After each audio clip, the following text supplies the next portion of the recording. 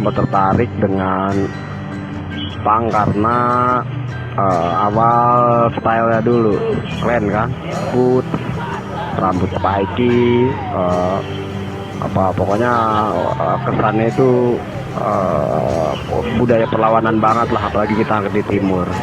Tapi di balik itu semua sebenarnya adalah simbol pemberontakan, kemapanan yang cenderung koruptif. Makanya kita kenal istilah budaya perlawanan itu dari gerakan, dari atribut, dari lifestyle, dan terakhir lirik, lalu kita konkretkan ke dalam suatu bentuk perlawanan nyata.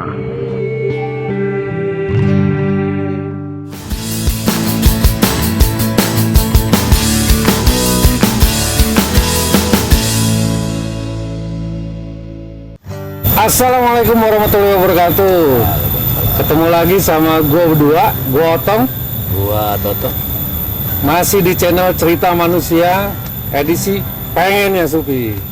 Toh hari ini yang lu maksud kemarin surprise ini apa ini? Maksudnya gue diajak ke tempat seperti ini nih Tony. Iya tuh. Jadi lu sebagai host profesional, gue nggak mau bawa lu ke tempat asal-asal kan. Gue juga nggak mau ketemu lu narasumber yang biasa-biasa.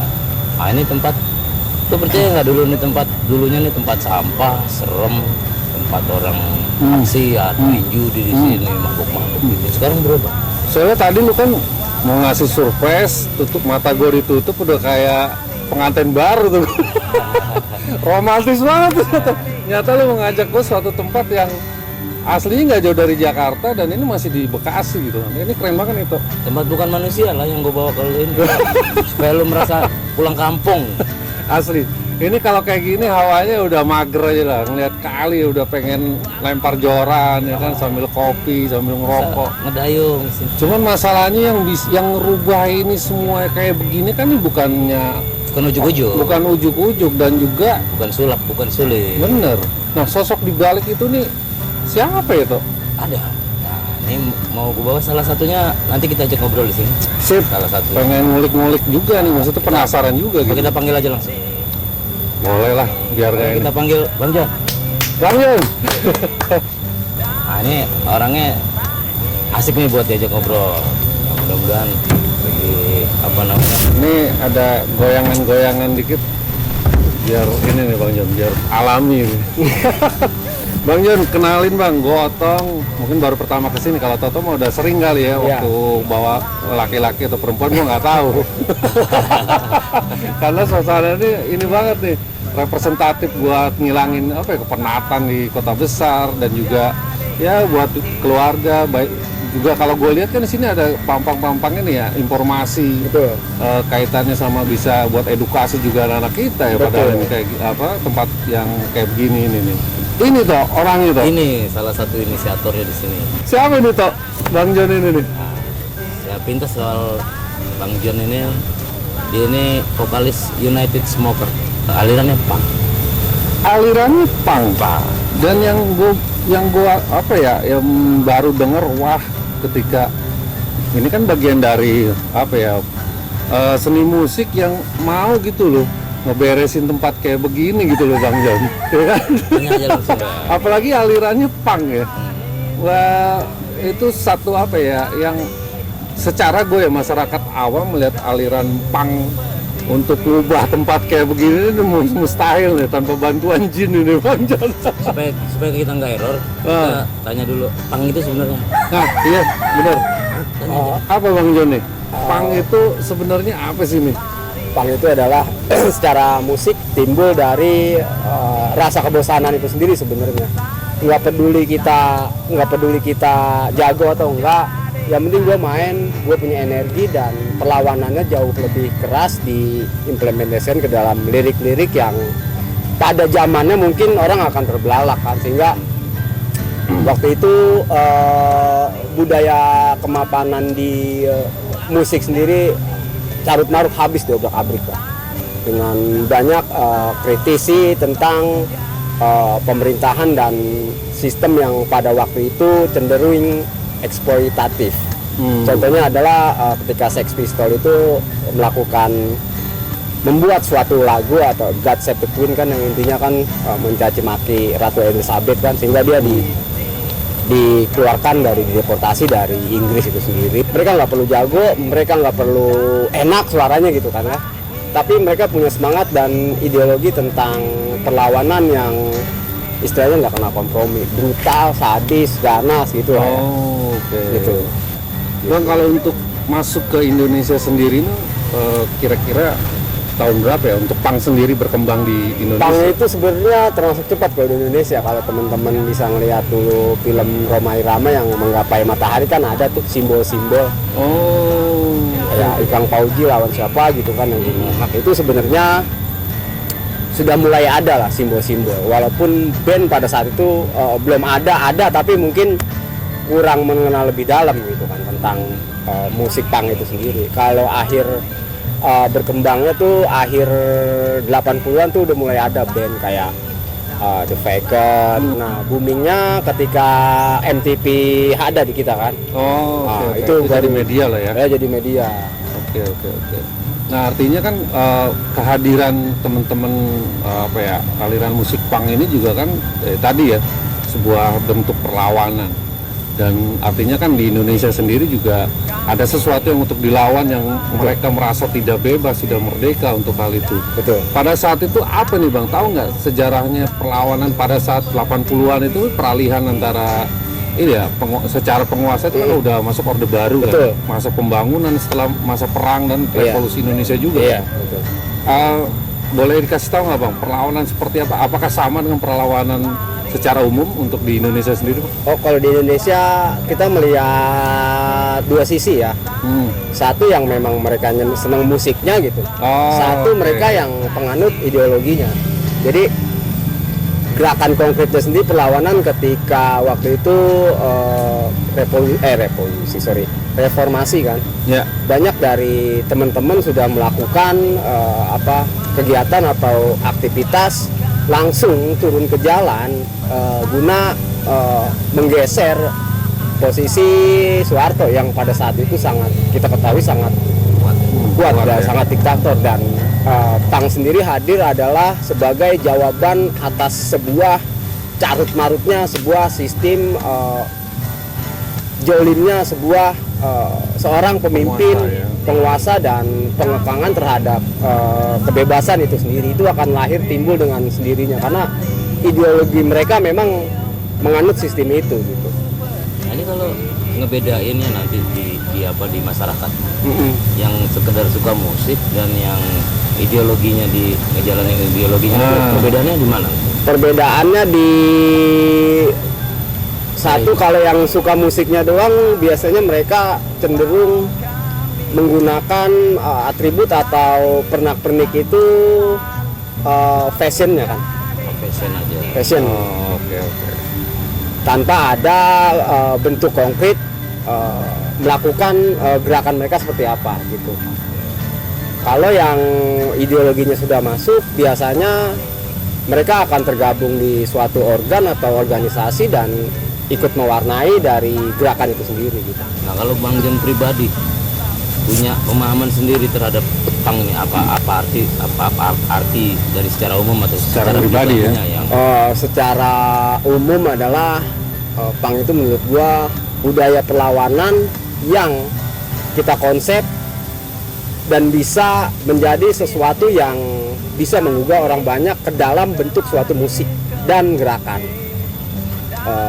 Yang susah sebenarnya itu ketika kita menciptakan musik dan lirik, apakah sesuai dengan tindakan kita gitu, apakah sesuai dengan gerakan kita. Banyak kan orang berani berkata benar, dia tidak benar kan gitu kira-kira kan. munafik lah jatuhnya, kayak Jatuhnya munafik. Tapi ya bebas sih, kita nggak mau menjudge, lu nggak punk, nggak, itu bebas aja. Itu kan menurut gua gitu. Banyak kalau dari sudut pandang masyarakat, anak-anak punk ini berandal, kemudian orang yang tersisihkan, orang yang nggak keurus. Bahkan kalau lihat dari cerita-cerita apa namanya, salah satu mereka itu bicara bahwa dia kabur dari rumah segala macam. Nah itu kan untuk apa ya? Menurut pandangan Bang Jon ini untuk menjelaskan ke masyarakat ini seperti apa nih Bang Jon? Ini kan termasuk bagian dari punk juga kan mereka. Betul. Mereka adalah bagian dari punk. Mereka adalah individu yang sangat termotivasi atau mendambakan atau bergerak berekspresikan dengan konsep pembebasan kan. Pembebasan Kan. Oke. Mereka pikir gue begini orang heran. Gue juga heran kok ngeliat lu kok sama semua gitu ya. Dan ini ada gua gitu loh. Cuman masalahnya adalah arahnya nggak jelas. Kalau di luar negeri, musisi punk itu mempunyai tingkat intelektualitas yang sangat cerdas. Vokalisnya Bad Religion, dosen. Oke. Terus vokalisnya Descendant sama master malah gelar. Kan seperti saya juga nggak kaleng-kaleng juga, ada yang UCLA, ada yang Harvard, atau Tom Morello gitarisnya Rage Against the Machine kan jurusan apa tuh, sosiologi apa pokoknya keren deh gitu. Mungkin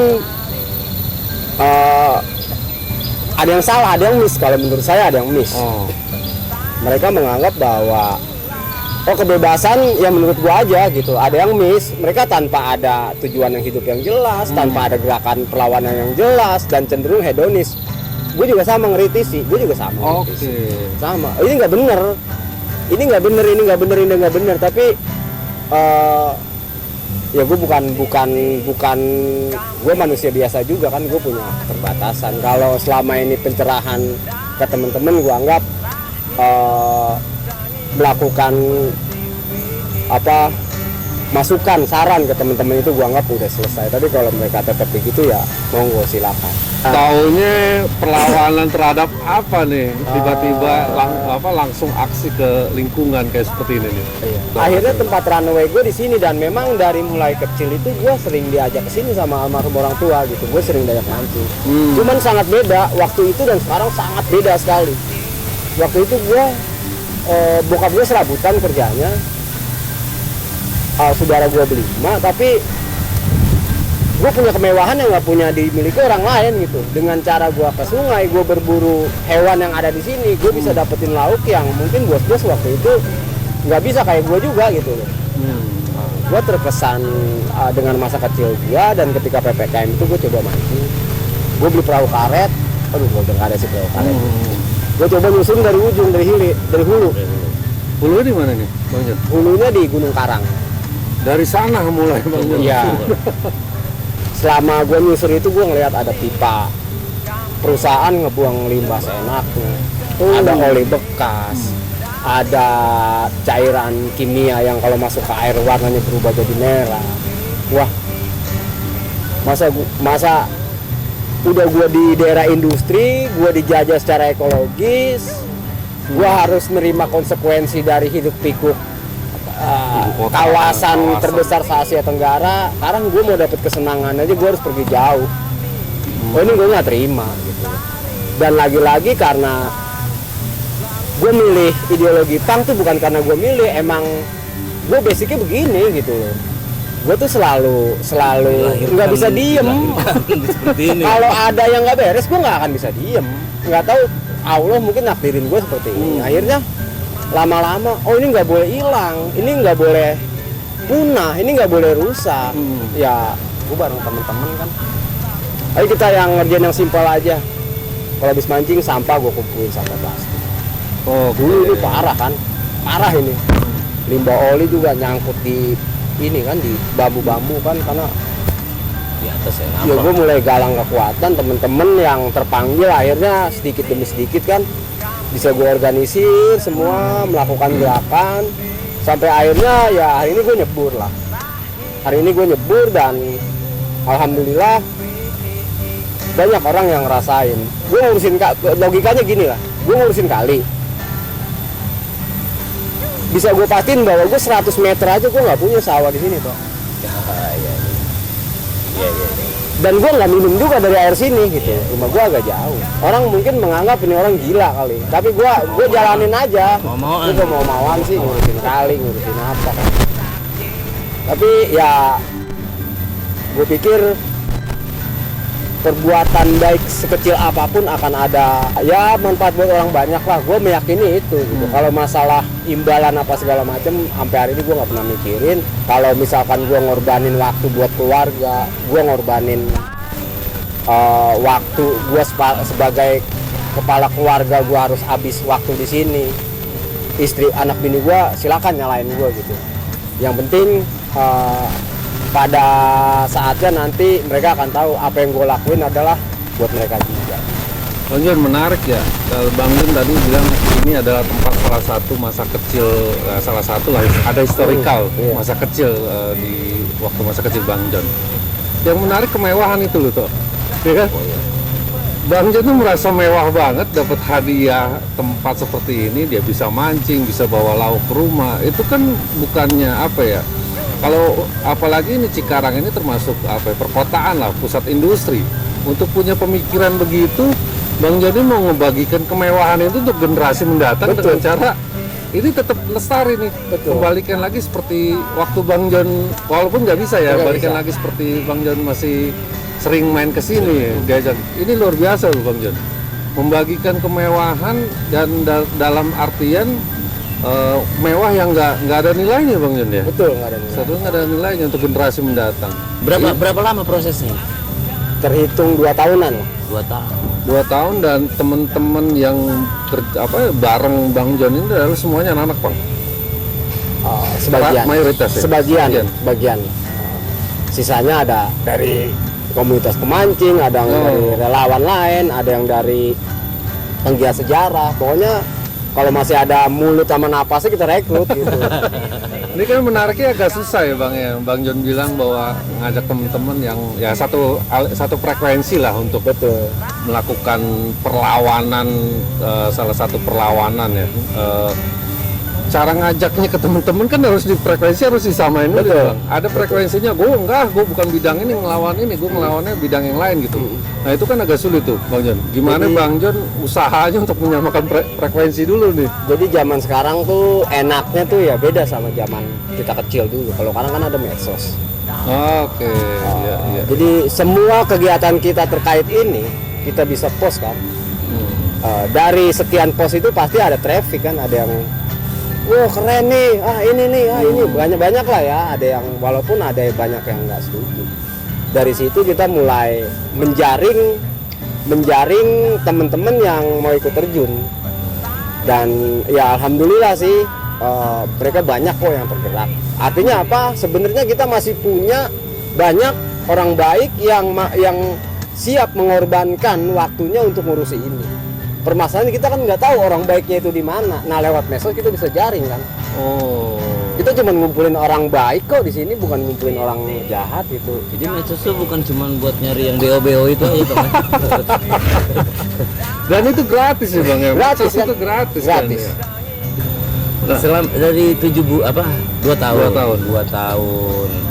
Perubahan yang apa yang bisa diceritain ya dari awal sampai sekarang nih. Karena kan apa revitalisasi sungai apa normalisasi sungai apa istilahnya di sini? Kalau kita menyebutnya reforestasi. Reforestasi. Jadi Menghutankan kembali. menghutankan kembali sungai yang sudah sedemikian parah. Jadi memang kita temukan ada 3 tahap kan selama 2 tahun. Pertama itu kita ngomongin tentang kondisi sungai atau kali ya. Oke. Dulu tuh pada saat awal ini sampah nih di sana ada 1 kilo lebih sama di bawah sampai Bendungan Sukajaya nih, kalau di tengah begini nih kita bisa lari di atas sampah nih. Saking padat. Ada saya videonya, ada saking apa udah akut ya. Artinya ini bentuknya waktu dilihat juga bukan bentuk kali ya, jadi bentuk Bukan, pembuangan kayak sampah. kayak got aja. Jadi itu dulu. Kan pekerjaan itu kan berat, sangat berat kan. Paling berat itu loh ya. Paling berat karena kita tidak dibekali oleh alat berat gitu loh. Jadi berarti harus tangan kosong kan. Gimana caranya biar tangan kosong itu bisa kan? Ya berarti kita butuh manpower yang banyak. Kita jaring lagi teman-teman. Mulai dari situ media massa mulai nyorot kan. Karena media massa nyorot, dukungan datang kan. kita buka dapur umum di sini nih. Waktu 3 bulan kita buka dapur umum. 3 bulan. 3 bulan buka dapur umum. Jadi mau belasan, mau puluhan, ratusan itu alhamdulillah orang makan semua. Duitnya dari mana? Donatur. Nawaitunya tuh cuma itu, jadi banyak apa menjaring yang baik-baik akhirnya. Kalau nawaitunya dari awal udah nggak benar juga perjalanannya nggak.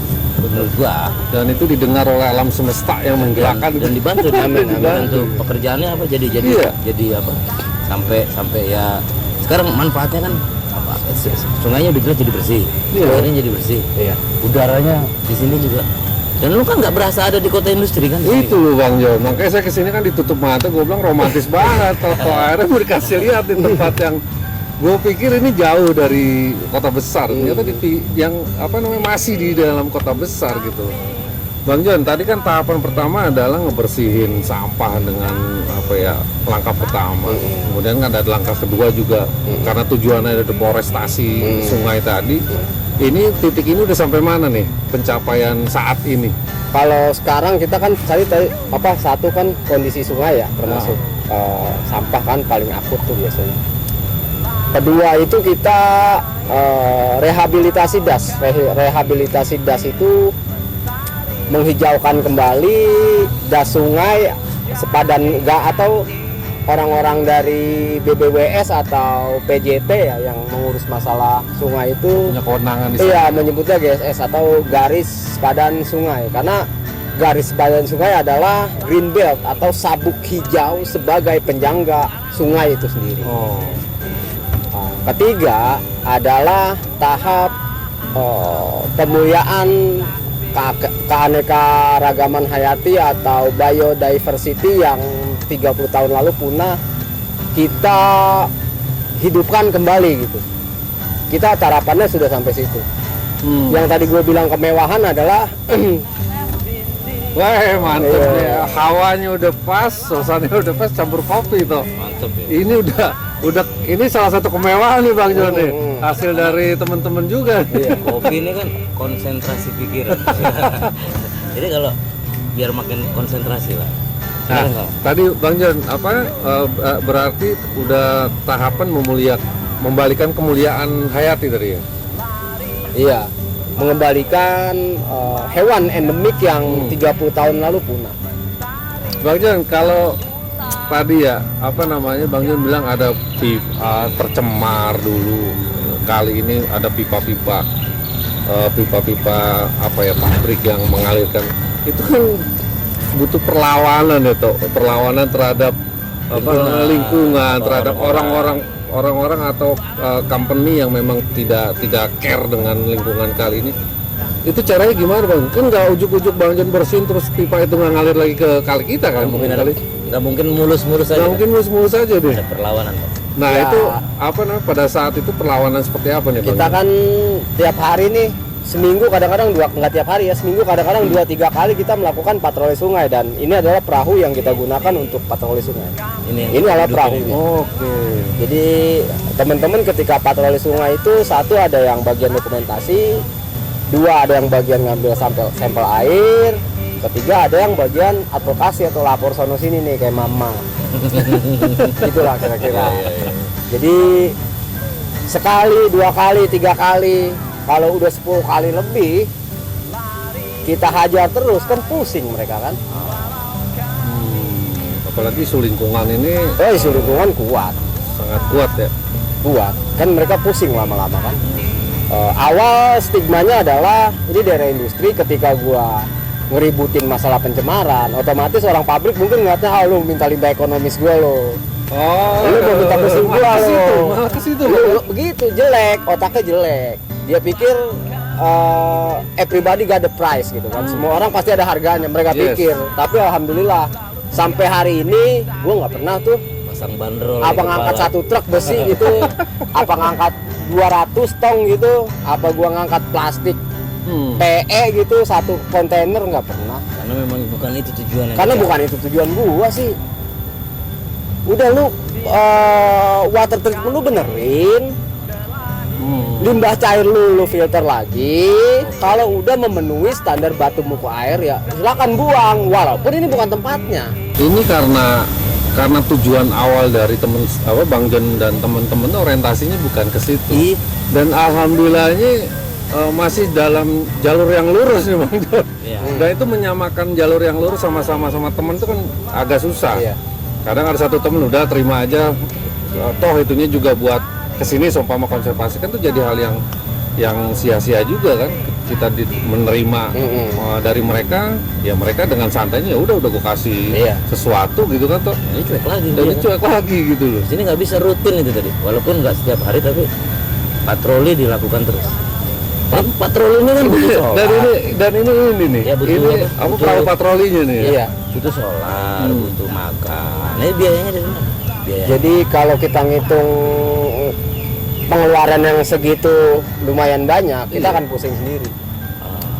Kita akan pusing sendiri. Jadi salah satu cara biar teman-teman tetap semangat adalah gue racunin orang yang gak doyan mancing.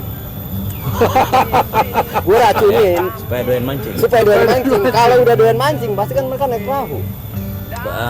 Naik perahu nyewa lah ya gitu. Iya Pak, pasti naik perahu. Nah, ketika naik perahu, gue suruh patroli kan. Kalian tuh patroli. Oh iya. Bensin beli lah, orang lu pengen kesenangan kok. Iya. Beli sendiri gitu kan. Ya gue dari mana juga gitu. Gue dari mana juga anggaran. Nggak ada kan. Jadi apapun dilakukan untuk Gimik saya gue racunin mancing juga sih gimik dulu. Begitu dapat 2 hari 2 malam nggak tidur tuh ngebayangin ditarik ikan. Besok kan udah bisa kita patroli lagi padahal mau mancing. Menarik juga nih toh. Maksudnya ngajak temen-temen yang tadi yang nggak hobi mancing diracunin supaya ujungnya adalah supaya care sama lingkungan ini. Betul. Makin dekat dulu dengan Nah, jadi cara ngerubah mindset itu gini.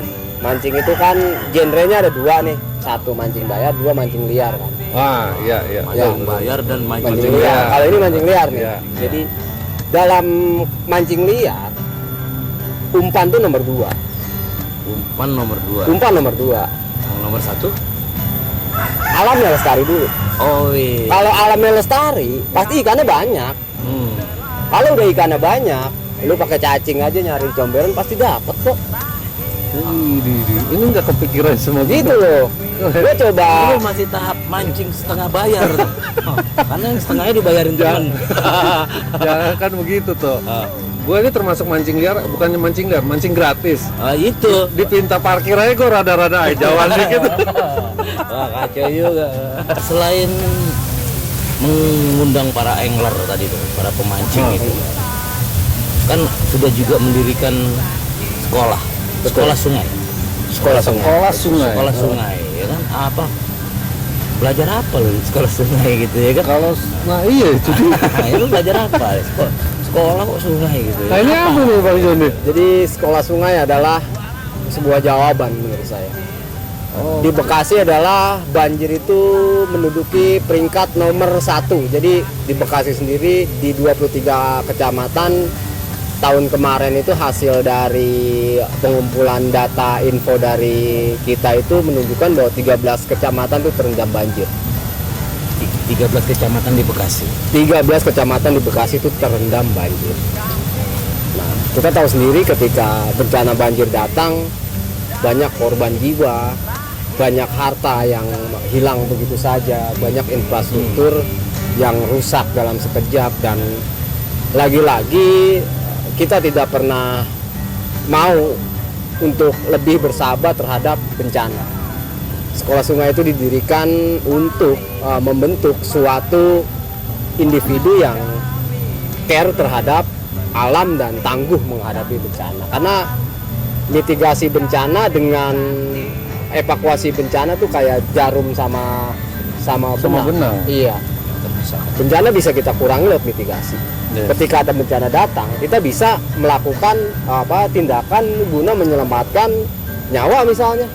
Hanya lewat sekolah sungai, dan ini adalah kehidupan kita. Jadi sebelum kita mengenal Meikarta, sebelum kita mengenal Permata Hijau, atau sebelum kita mengenal Pondok Indah yang saat kumisnya gede-gede, ini kita tinggal di sini, nenek moyang kita tinggal di sini. Hikmah atau apa nih Bang Jon yang didapat apa yang Bang John lakuin nih terhadap kehidupan pribadi atau terhadap kehidupan teman-teman, apakah ada perubahan setelah anak pang lo toh, konotasi anak pang itu kan ya kan ngebersihin kali sampai jadi seperti ini. Gue yakin bener ada sesuatu yang apa ya yang merubah sikap itu kan, Yang cara pasti pandang. punya kedekatan sama yang punya alam. Nah, Yang menciptakan. Tapi sebelum dijawab soal ini kita rehat dulu sebentar. Tetap pengen isi. kembali lagi di channel Cerita Manusia edisi Pengen ya Supi. Masih bareng gua Otong, Toto dan juga Bang John dari United Smoker. Pang. Oi. Oh. Siap. Balik lagi ke tadi persoalan tadi. Sebenarnya satu lahir dari jiwa pemberontakan, tapi muncul juga akhirnya kecintaan terhadap alam. Yes. Nah, sebenarnya ada kegelisahan apa? Kalau perjalanan spiritual ada, tapi nggak apa ya. Gue jelasin juga di sini, gue nggak mau kelihatan terkesannya nih gue apa sofistik banget apa enggak. Jadi memang tanpa gue sadari, gue beli ke Alfa aja kalau dikasih plastik gue selalu nolak toh. Selalu gue nolak. Gue ke pasar. Maunya dikasih kembalian. Kembalian. Gue potongnya emang ke baju gitu kan. Gue selalu nolak. Gue meyakini bahwa kehancuran bumi dan isinya itu cuman bisa dilawan lewat kita dan kita sebarin ke orang. Ayo kita bareng-bareng aja lawannya lah. Gue ngerasa begitu. Bayangin gue segitu bencinya sama plastik sehingga gue kalau ke Alfa aja dikasih kantong gue nggak pernah mau. Nggak pernah gue sampai hari ini loh, tanpa gue sadari sebelum gue terjun di sini loh ya. Dan lagi-lagi bahwa perjalanan hidup gue itu, gue orang nggak pernah punya rencana, nggak pernah. Gue mau jadi anak kali tadi, nggak pernah gue. Gue mau jadi anak pang. Gue anggap hari ini gue di sini, udah gue bagian dari takdir aja. Tapi kan ada panggilan itu tadi. Iya. Ketika apa merasa Melihat, terasing, itu kan ada calling. Betul. Calling ini Calling. kan istimewa. Nah, ketika gue mancing, ketika gue berada di sini, gue ngerasa gue bisa ngobrol sama ini nih, Pak. Gue ngerasa ngobrol, gue tenang gitu, otak gue tenang, gue relax, gue bisa ngendaliin diri, emosi gue bisa gue bisa kendaliin. Jadi gue ngerasa gue punya keterikatan dengan yang ada di sini gitu. Ini kalau harus hancur, terus gue mau cerita apa lagi ke anak gue? Dan mau ngobrol sama siapa lagi? Gue mau ngobrol sama siapa lagi gitu loh. Gue yakin mau pemimpinnya, mau bupatinya siapa, nggak ada orang mau ngurus ginian. Yakin gue.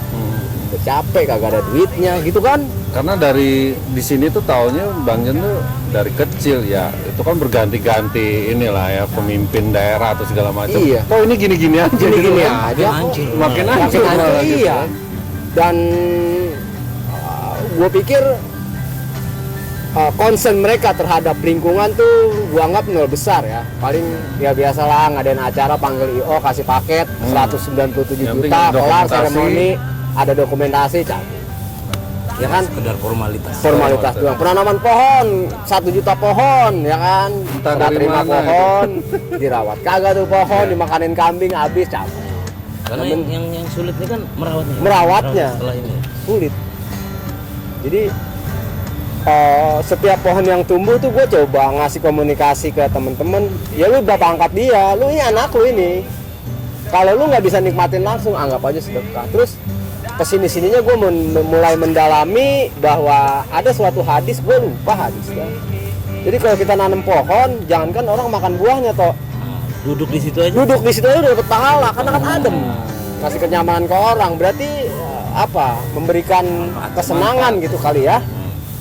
Gue pernah baca hadis, oh bener juga gue pikir. Mungkin itu. Jadi walaupun Bang Jen bilang nggak sofistik lah, nggak religi lah, tapi sebenarnya apa yang dijalankan itu Bagian dari sofistik. iya, atau ada kesabaran di situ, Yes. keuletan, istiqomah, Iya. sabar, ikhlas. Yang terakhir tuh, kalau nggak ini anggap aja sedekah itu Itu ini keren itu. torikot yang biasa dijalani. Ini kan walaupun mungkin belajar hadis tadi aja lupa ingat Iya, ya kan? Tapi sebenarnya apa yang dijalanin Itu apa udah bedanya sama yang tadi? Dan aplikasinya malah udah jelas lebih nyata Ya.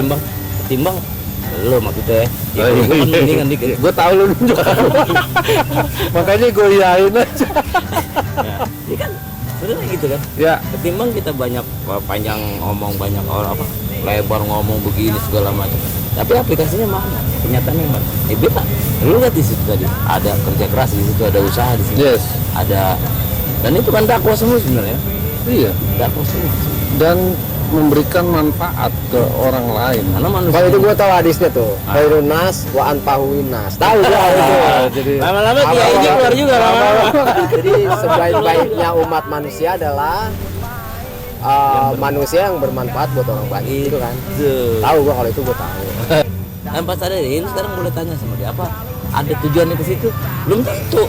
Tapi apa yang dia jalan luar biasa, Udah. tanya aja lah. ya bang, emang itu maksudnya tujuan tadi sedekah itu kan nggak gue yakin bener nggak terencana ya, maksudnya akhirnya kepikiran bahwa apa yang gue lakuin inilah bagian dari sedekah dan mengajak teman-teman juga untuk ikut akhirnya bersedekah gitu loh bang. Itu kan tanpa disadari artinya kan? Iya, gua nggak pernah kepikiran. Nggak lu. pernah kepikiran. Nggak pernah. Udah gua mah emang dasarnya karena gua cinta gitu kan, karena gua seneng, karena jiwa gua terpanggil, gua nggak pernah berpikir gua harus ini, gua harus ini. Gua nggak pernah kepikiran dan udah takdir lah. Hari ini apapun ceritanya takdir lah, udah gue cuma ngejalanin aja kok. Udah ada di arsip buratan di daun gitu kan. Udah jangan kesel dari kemana-mana, udah lu ngurusin kali aja. Udah ada di arsip. Udah ada jobnya, porsinya udah tetepin gitu. Udah Itu tetepin, nasibnya. rezeki lu ntar segini. Yes. Lu ntar sekian tahun. Temu otong ntar. Lu ketemu otong Akhirnya ntar. ketemu hari Lu ini, ketemu temen-temen kampus lu ntar. Senior lu ketemu. Oh udah ditakdirin kok gitu, cuma ngejalanin aja. Terus apa susahnya kan gitu. The point is semakin banyak kita memberi, maka kita akan semakin banyak nerimanya gitu. The more you give, the more you take ya. Dan itu yang saat ini adalah dialami sama Bang John secara tidak sadar ya, dan harapan seperti itu.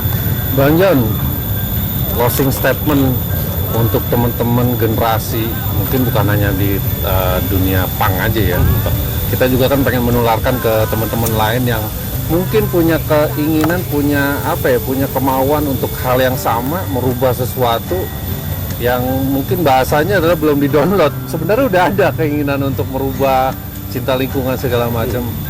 Ada nggak Bang John? Mungkin bisa disampaikan di saat ini nih Bang John. Oke, buat temen-temen, kesalahan terbesar manusia adalah ketika rasa empatinya udah mati kan. Oke. Karena menurut gua manusia yang baik adalah manusia yang punya rasa empati yang tinggi. Contoh, kita jalan nih, ada paku, entah males, entah ngangkat telepon, ya kan? Iya. Kita diemin aja. Tuh paku kalau kita diemin, kendaraan bawa motor mati tuh orang. Kalau kenceng. Nah, makin kita high tech, makin kita mengalami perubahan kemajuan zaman yang udah sekarang 4.0 ya, 4.0, 5.0 nih. Udah 5 ya. Udah 5 sekarang. Indonesia baru 2,5. Ada 5,0 gitu. Itu gue lihat temen-temen rasa empatinya itu mulai diasah lagi dah. Karena jangan pernah hitung-hitungan kalau berbuat baik, jangan pernah kita melakukan hitung-hitungan dengan perkalian atau pembagian ketika kita berbuat baik, karena angka itu ada absurd, maksudnya angkanya absurd. Yeah. Dan ke depan, tantangan kita ke depan adalah bukan lagi bicara tentang bagaimana kita membuat bunker menghadapi perang dunia ketiga, tapi bagaimana kita memperlambat awal kehancuran peradaban manusia karena climate change itu sendiri. Salah satunya adalah lingkungan. Keren. Gue mau nambahin ada pepatah dari India kuno. Dari India kuno. Dari India, Bukan India, bukan Indian. Indian. APC itu. Oke. Ketika pohon terakhir terlalu ditebang, ketika sungai terakhir telah tercemar, dan setelah ikan terakhir telah ditangkap, disitulah manusia baru akan menyadari bahwa mereka nggak akan pernah bisa makan uang. Mantap. Oke. itulah ngulik ngobrol di siang hari ini, tempat rimbun luar biasa. Gua akhiri aja di Cerita Manusia dalam program Pengen Ya Supi. Gua Otong, Gue Toto. John Smokers. John Smoker dari pinggiran kali Cikarang ya Bang ya? Betul. Mohon pamit. Assalamualaikum warahmatullahi wabarakatuh. Waalaikumsalam. Oh iya, thank you. Gue pengen ngobrol lagi, kesempatan banget ini, kayaknya udah waktunya closing.